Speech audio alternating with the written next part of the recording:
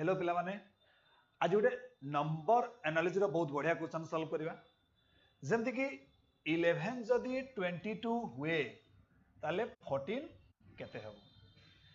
11 ने जदि हमें 2 मल्टीप्लाई करूचे ताले 22 ही जाउची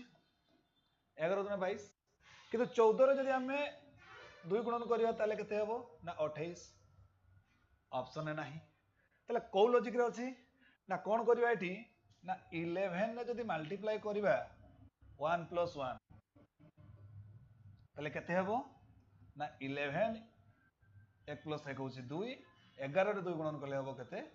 ना 22 बा 22 एबे हमें कोन करबा सेमती ना 14 ने केते मल्टीप्लाई करबा ना 1 प्लस 4 ताले केते हबो एठी ना 14 गुणन 4 1 5 14 5 70 ऑप्शन अछि option C is correct answer.